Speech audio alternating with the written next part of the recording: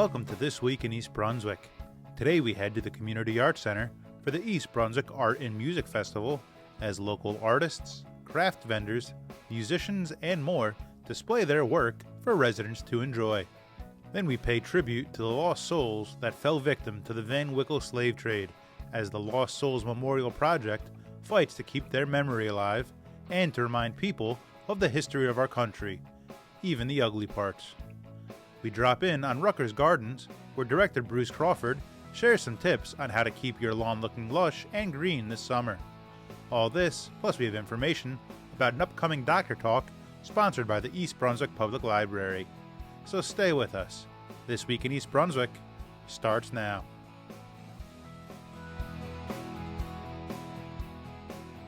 This is Barbara Reese reporting for This Week in East Brunswick. We're here at the East Brunswick Art and Music Festival.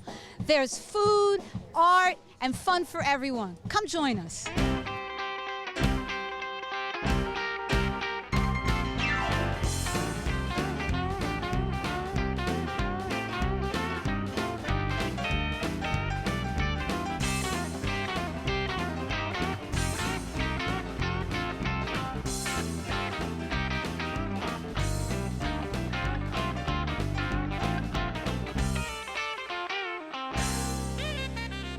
We have about close to 50 fine arts and crafters. There's about 10 to 12 food trucks. We have some artists and food vendors, the pickle guide everybody loves, and people of that nature. And we have a bunch of kids activities going on as well. And new this year we have a craft beer tent that the East Brunswick VFW is sponsoring. All the proceeds will go to their great causes. And we have live entertainment going on as well throughout the day. The DeLoreans and the Central Jersey Wind Ensemble is coming up next. So it's a nice, neat day for the town. You have a little something for everybody. Yeah, it seems that way. We try to, do a little something for families as well as mom and dads as well. So try to get everything going for the folks in EB. Yeah. This event really started in an infancy 16 years ago as a fine art competition. We kind of created a little festival atmosphere around it, and it seems to be working out quite well. But there are cash prizes for the winners of certain mediums, art mediums. And we have the judging going on actually right now as we speak. And all those folks who are lucky enough to go home a winner will be quite happy. Yeah. So it's a way to encourage art in our town as well as to have a good time. It is, yeah. We have a lot of local artists who are really, really talented folks. You'd be surprised how many people, especially even from town, have a ton of talent here. And so it's a good way to expose their talents as well to the community. We're really concentrating on recognizing that in our township there are 21 languages spoken. So 21 languages implies that there's 21 cultural differences and backgrounds. And I would say our mission is to start building bridges and not walls, as far as what we hear. And we want to, I'd like to learn more about Indian art and Indian cultures and Korean music and Egyptian, Middle Eastern. There's so much to know out there, and our town's ready to really take that lead. Well, that's exciting to see a lot of these folks here today, and we're learning so much. I hope so. And then even at this event, I've walked around. The artists are amazing, and East Brunswick concentrates a lot on the arts community. Art is a very broad word. It could be food art, it could be music, it could be what's typically painting. And what I see even in this festival, which are artists from all over the state and some local, it's really different. It's not your father's art festival anymore. It's much different than that. And I've seen some creativity here that is just marvelous. Well, we've been doing this obviously for a couple of years now, but we changed the name, calling it now the Arts Festival, because the concept being that we're such a diverse community here that has so many different cultures, so many different languages, so many different people from so many different backgrounds, that we wanted to celebrate that. And the one thing that sort of ties all of that together is art. There's no art. That art seems to be that universal language. And so if you go from booth to booth, you will see some that celebrate different cultures, some that just it doesn't really matter. We're all American. Human Relations Council has their booth set up like they do every year, and they're doing rocks that we get put around the pond down by the municipal building, and kind of say what you want, and it speaks to the theme that seems to be recurring here in East Brunswick, and that is we're such an open and welcome community. Well, we're very fortunate to live here, and we thank you for all that you do, Mayor. And there's a lot of different food today, and a little bit of something for everybody. Exactly, and that also same theme: different foods, different cultures, and we want people to get out and to enjoy the weather, enjoy the culture that's here, and take advantage and recognize that that the town and our Parks and Rec department go to such extreme to make sure that we provide something for everybody. So tell us about the Diversity Rocks. That's a very fun program I see you doing. Yes, it is. It's an opportunity for you to have positive messages, and it's cathartic too.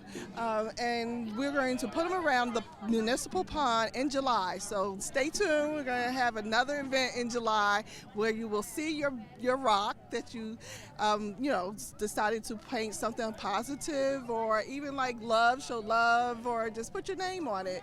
But it is something that I see is gathering a lot of people at our booth, so much so that we had to go get some more rocks. Well, about 20 years ago, I was lucky enough to take the stained glass class that's run through the East Brunswick Department of Recreation. I enjoyed that. Stained glass was a little too exacting for me, and I had the glass laying around still, and I started breaking it up, and things have just come along from there. And where do you get your inspiration for your designs? Some of my designs come from the colors that are in the plates that I use in the circular pieces, and others just come from a color palette usually. I have inspiration from all sources, which my wife and I travel a lot, and wherever we go, she takes pictures and I take pictures. I usually take pictures that I can make into paintings, but she takes all kinds of other pictures, And when I travel, I see things that I like, and I keep those photos, and I also use the internet a lot. I use, there's a wealth of information in the internet. I think nowadays, any artist can really, become good just by, seeing what's in the internet and what's there for you. Like a lot of painters give you demonstrations and how to do techniques and all that. So, it's a good thing. Drawing was always a hobby for me as a child, and I've always loved to draw. It wasn't until I was having kids and I had a daughter, she inspired me, and they were of age to go back to school, so because I had worked in an office for many years, so I was faced with, do I go back to an office job or do I follow my passion? So it really spiraled, basically, since I would say 2011. And what would be your advice to young artists that say are in school now and thinking of becoming artists? How would you encourage them? Just reach for the stars, man. You have your whole world ahead of you. The world is your oyster. Go for it. If you believe in yourself, you can make it work. This is how I relax. So for me, it's where I want to be at the moment is what inspires me to make the jewelry. I like to work with different stones, how different shapes of stones and how they come together. Because some stones are big, but then they come together with smaller stones as one piece, and it's just amazing how it works out. What do you like about this festival today? I like the paintings. Why is it fun to be here? Because there's plenty of stuff to do. John, what did you like best about being here today? The face painting. I love it. We hope you've enjoyed this fun-filled day. We hope to see you here again next year.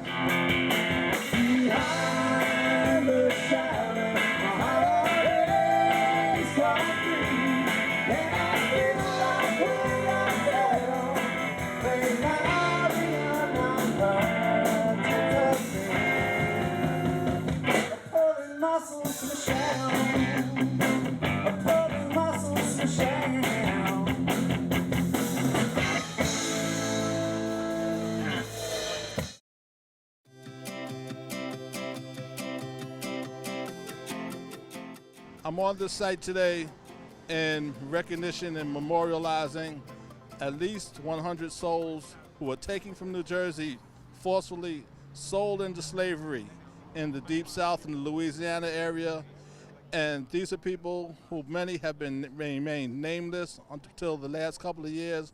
And as a matter of fact, within the last 24 hours, we've learned of 6 other people that we have named.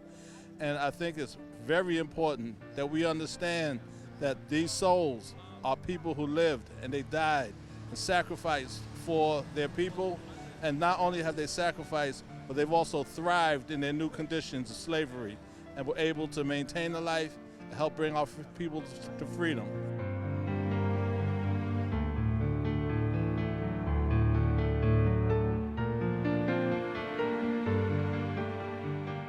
Peter, age 15, same first name as mine, last name not known. Simon, no age listed, a free man, last name not known. Margaret Coven, no age listed, a free woman. Sarah, 21. Her daughter Diana, 7 months. Rachel, 22. Her daughter Regina, 6 weeks. Hagar, 29. Her daughter Rhoda, 14. Her daughter Mary, 2. Her son Augustus, 4. Flora, age 23. Her daughter Susan, 7 months. Harry, 14 years of age. James, 21. Elmira, 14. George, 16. And Susan Watt, 35. Moses, 16. Lydia, 18. Betty, 22. Patty, 22. Bass, 19. Christine, 27. Her daughter, Diana, 9. And her daughter, Dorcas, 1 year old. Clarice, 22. Her son, Hercules, 2. Lydia, 22. Her daughter, Harriet Jane, 3. Bob, Rosanna, Class, Ann, and her son, Rosino. Jeanette, Charles, a child. Elias, a child. Robert, a child. Klaus, previously unnamed person on the March boat. This came to be because when I first learned about this history last summer from Rich Walling, I was appalled. And I was appalled that the history had been forgotten. And I truly believe so many of the things that are going wrong in our nation come from our forgetting our history, from our wanting to be in denial about our history, and particularly about the shadow side of slavery, of deep racism, systemic white supremacy. And so I'm doing this because I would like to be a part of healing our country, healing this area. And so I believe by remembering these lost souls back into our community, that is a healing act. We are here today to let everybody know this was the site of Judge Van Wickle, who, in all intents and purposes, ran the slave ring that kidnapped these poor souls and took them to slavery in the South. Many people feel in New Jersey, they think we are up north and we have forgot about slavery, but 2 of the biggest slave ports in America were right here in New Jersey. Camden and South Amber area. Right here in New Jersey, major slave ports. New Jersey itself was one of the last states to get rid of slavery in the United States, and we must never ever forget that anything south of Canada was the South in America, and we must do better. The second group departed on the 25th of May, 1818, 200 years ago today. Letta, 21, no last name known. Dorcas, 16, also no last name. Sam Johnson, 32. Margaret, age 21. Jane, 25, and her son, John, age 4. Mary Davis, age 23. Phyllis, age 25, and her son, Charles, age 1. And Jack, age 16. Harvey, 22. Eliza, female, 19. Frank, 21. Hester, 18. Peter, 21. Susan Sylvie, 30, and her son Jacob, only 18 months. Louis, 22. Elijah, 31. Mary, 27. Law, 21. Phoebe, 21. Free person. Susan, 23. Charles, age 43. Petties, age 14, and Jane, age 23. Betsy, 22. Jonas, 16. Free person. Sam, 16. William, 22. Henry, 21. Amy, 22. Judah, female, 26. And her son, Samuel, age 2 years old. James, 22. Sam, 32 years old. George Byron, 18. Hannah, 16. Nancy, 22, and the child listed as son and now known to be James 2 days. Peter, 17, free person. Hannah, 14. Jack Daniely, 21. The Van Wickle slave ring operated almost over a whole year, but there were 3 dates that were in particular important when 3 different boatloads of African Americans were sent into permanent slavery.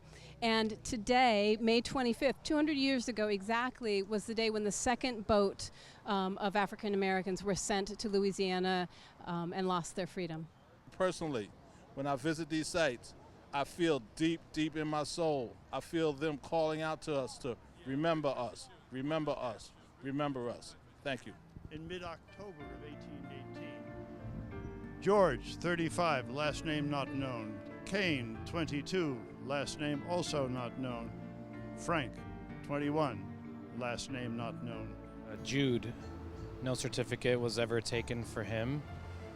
Caroline, 18. Anne, 18. Jeanette, 12. And Mose. Louis, 22. Elijah, 31. Mary, 27. Law, 21. Phoebe, 21, and a free person. Susan, 23.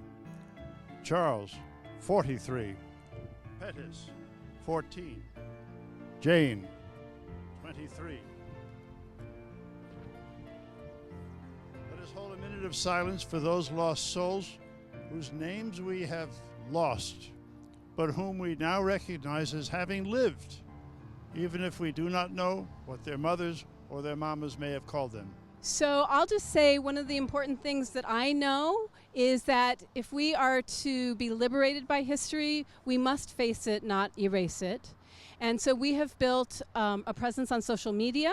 We have a website. We have a Facebook page. So if you search Lost Souls Public Memorial Project, you'll find us there. And we actually invite people to see a list of the names and to choose one to pledge to remember it and take a picture of themselves and post it on our site to be part of the growing legion of people who remember the lost souls.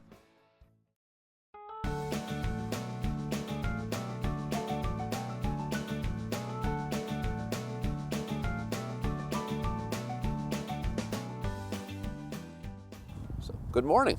My name is Bruce Crawford. I'm the director of Rutgers Gardens.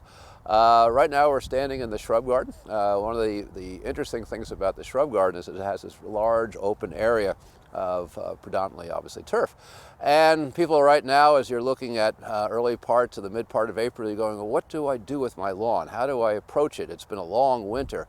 So always one of the first things you should do, whether it's turf grass or whether it's vegetable gardening, is get a soil test done. People just start to apply fertilizer and don't realize that they may not need as many phosphate or as much nitrogen as they think they do. So getting a soil test done will tell you how much fertilizer to actually apply. You could get the soil test kits at any of the local county extension agents. They'll also have more information about your local area, so if you have a particular disease or an issue with your turf, you can either take a picture of it or bring a sample of it to your local county extension office and they will give you advice on it. But first of all is when you get that soil sample, they will email you back the results, and then you can take that and know how much fertilizer you actually need to buy and to apply. This has become crucial of late because a lot of phosphates have been running off into our local streams and have actually been a real cause of pollution. So it really is crucial to put down the right amount of fertilizer. Other things that you want to look at that the soil test will tell you is the pH. So if the pH is too low, certain nutrients become unavailable for the grass to absorb. So you may want to raise the pH a little bit and obviously apply lime. But you may not need to apply lime. So again, that soil test will tell you whether what to apply and how to apply it and how much to apply. Other things you may want to consider for the spring is aeration. A lot of areas that get heavily walked upon get compacted, so go to a local tool rental supply area and they will give you an aerator which will essentially core your turf and will allow the roots to obviously get some air. And you may want to consider dethatching your lawn. And again, you have to rent a thatching machine, but that will bring up some of the older thatch and root matter so that the water, the rains that we get, will actually percolate into the soil better, and you won't get that sheet flow across the top of your turf, which happens when you get a lot of thatching occurring. So anyway, some things that are very basic, but turf is one of the things that we really enjoy the most in our garden, and the springtime is a time to take care of that. So I truly hope that you will come and visit the gardens, whether it's this spring, this summer, or this coming fall, even in the winter months, because we have cross-country skiing, provided we get a good snowfall. If we have a website, which is rutgersgardens.rutgers.edu. It features all of our facilities, our rentals, our programs that go on. And I also encourage you to become a member. So the Gardens is not entirely self-supporting. The university supports it, but in order for us to grow and to add new gardeners, membership really does make a difference and help. So please come out. If you're GPSing it, best address to use is 130 Log Cabin Road, and that will bring you right into the gardens. And if you're looking for a phone number, it's 732-932-8451. So looking forward to seeing you in the gardens.